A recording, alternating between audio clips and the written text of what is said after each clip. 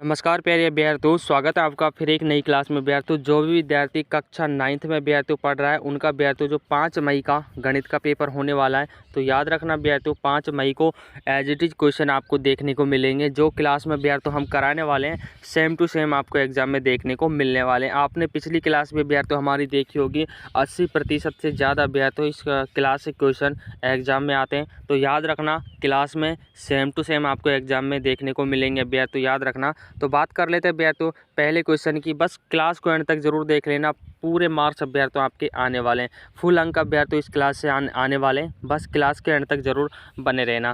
पहले क्वेश्चन की बात कर लेते हैं कि पहले क्वेश्चन में आपसे क्या पूछा है। याद रखना, निम्न में से अपरिमेय संख्या कौन सी है। अपरिमेय संख्या आपसे पूछे है। दो अभ्यर्थियों ये भी एक परिमेय संख्या है, ऑप्शन बी। ये 4 ये भी एक परिमेय संख्या है अभ्यर्थियों, और ऑप्शन सी ये भी एक परिमेय संख्या है।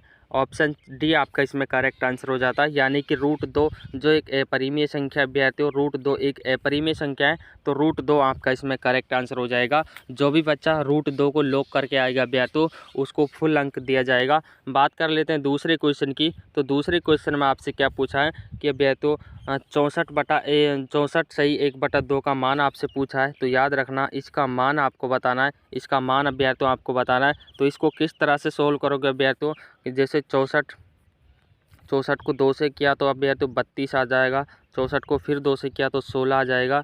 64 को फिर 2 से किया तो 8, फिर 2 से किया तो 4 आ जाएगा, और फिर 2 से किया तो 1 आ जाएगा अभ्यर्थियों, फिर 2 से किया तो 1 आ जाएगा। दोबारा कर लेते हैं, जगह कम पड़ गई थी। 64 फिर 2 से किया 32, फिर 2 से किया 16, फिर 2 से भाग दिया अभ्यर्थियों, ये भी याद रखना 8 आ जाएगा। फिर 2 से किया 4, और फिर 2 से किया तो इसमें आ जाएगा आपके 1। तो कितना हो जाएगा अभ्यर्थियों, ये हो जाएगा 2 की घात 6, 2 की घात 6 हो जाएगा। फिर अभ्यर्थियों आप इसको, अब ऊपर आपको 1/2 दिया हुआ है, तो आप 1/2 कितना आ गए, इसको याद रखना अभ्यर्थियों 2 की घात 6। फिर आपको 1/2 यहाँ पर दिया हुआ है, तो 2 की घात 1/3। तो इसको क्या लिख सकते हो आप, इसको अभ्यर्थियों ऑप्शन सी, यानी कि अभ्यर्थियों 2, अगर आप 2 को इस तरह से गुणा करोगे 2 2 2 8 8 आपका इसका आंसर आ जाएगा। तो याद रखना ऑप्शन सी आपका इसमें करेक्ट आंसर हो जाएगा। किया कुछ भी नहीं है अभ्यर्थियों, तो आपको बस गुणनखंड करना है, गुणनखंड करने के बाद इसका आंसर आ जाएगा। सीधा सिंपल फॉर्मूला अभ्यर्थियों, आपको 64 का जो गुणनखंड है उसको सोल्व करते जाना है। 64 का गुणनखंड आपको सोल्व करना है। 64 के गुणनखंड के बाद अभ्यर्थियों जो आंसर बचेगा वो आपका आंसर आ जाएगा। याद रखना इस तरह से आपको 64 का जो गुणनखंड है वो करना है। बात कर लेते हैं अभ्यर्थियों, इसका ऑप्शन सी आपका इसमें करेक्ट आंसर हो जाता है। तीसरे क्वेश्चन की बात कर लेते हैं। तीसरे क्वेश्चन में आपसे क्या पूछा है अभ्यर्थियों, तीसरे क्वेश्चन में अभ्यर्थियों बहुपद की घात आपसे पूछिए। तो बहुपद की घात अभ्यर्थियों आपकी क्या हो जाएगी, तो 4 अभ्यर्थियों।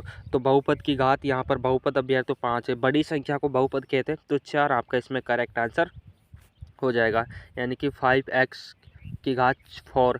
तो यानी कि घात आपसे पूछिए, तो 5x की घात 4, तो 4 आपका इसमें, जो भी बच्चा ऑप्शन डी को लॉक करके आएगा अभ्यर्थियों ऑप्शन डी आपका इसमें करेक्ट आंसर हो जाता है।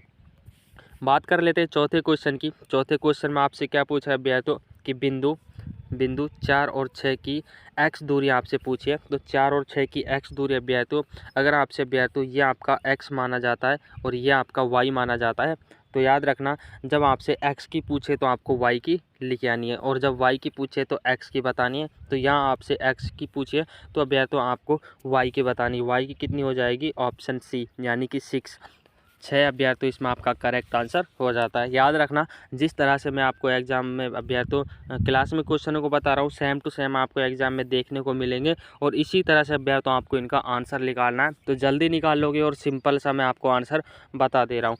पाँचवें क्वेश्चन में आपसे क्या पूछा है कि एक दिए हुए बिंदु में कितनी रेखाएँ गुजरती हैं। तो एक बिंदु दिया हुआ है, जैसे ये बिंदु है, तो इससे आप कितनी भी रेखाएँ गुजार सकते हो।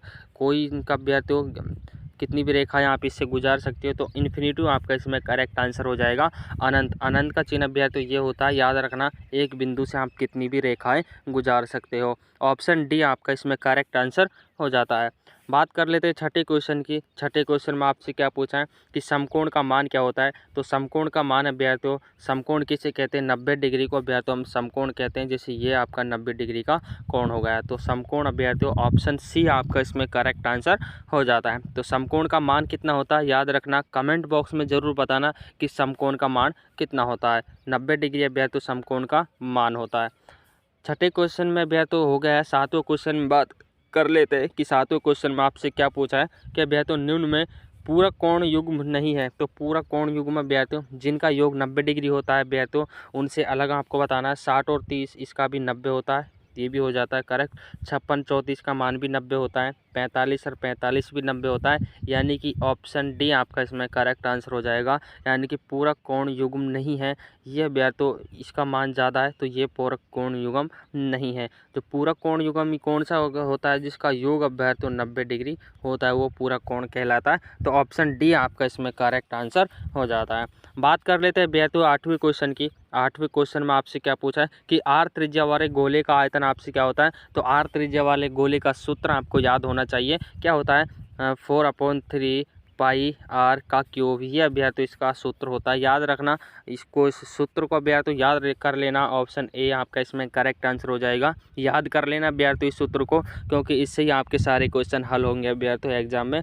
तो 4/3 पाई आर का क्यूब अभ्यर्थियों इसका सूत्र होता है। किसका, गोले की त्रिज्या का जो आयतन होता है अभ्यर्थियों, उसका सूत्र होता है। ऑप्शन ए आपका इसमें करेक्ट आंसर हो जाता है। बात कर लेते हैं अभ्यर्थियों अगले क्वेश्चन की। अगला नवा क्वेश्चन आपसे क्या पूछा है कि अभ्यर्थियों परिसर क्या है। तो परिसर है अभ्यर्थियों, इसका परिसर आपसे पूछा है। इस संख्या को याद रखना, संख्या का परिसर आपसे पूछा है। तो अभ्यर्थियों जो सबसे बड़ी संख्या है, तो सबसे बड़ी संख्या इसमें क्या है 25, और सबसे छोटी संख्या क्या है अभ्यर्थियों, सबसे छोटी संख्या इसमें 3।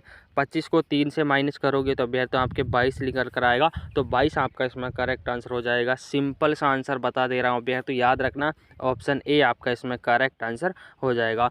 इस तरह के क्वेश्चन अभ्यर्थियों सेम टू सेम आपको एग्जाम में देखने को मिलेंगे। क्वेश्चन याद रखना, क्वेश्चन को आंसर का पैटर्न भी याद रखना कि किस तरह से मैं आपको परिसर कैसे निकालते हैं, परिसर निकालना सिखा रहा हूँ। 25 जो सबसे बड़ी संख्या है और 3 जो सबसे छोटी संख्या है, इनको माइनस करना है अभ्यर्थियों, आपस में माइनस कर देना। जो आंसर निकल के आता है अभ्यर्थियों वो आपका आंसर हो जाएगा। ऑप्शन ए आपका इसमें करेक्ट आंसर हो जाता है।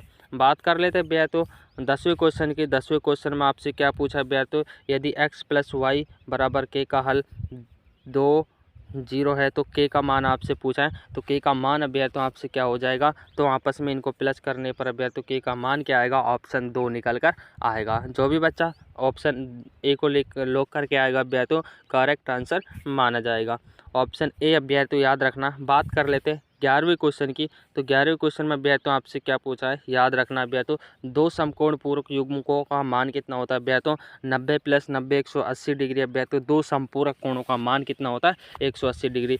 त्रिभुज का अर्धपरिमेय क्या होता है अभ्यर्थियों, कमेंट बॉक्स में आपको ये क्वेश्चन बताना है। शंकु का वृत्त कृष्ण जो पृष्ठीय क्षेत्रफल है वो कितना होता है, इसका भी कमेंट बॉक्स में बताना है। किसी त्रिभुज के अंत में कोणों का योग कितना होता है, ये भी 180 डिग्री होता है अभ्यर्थियों।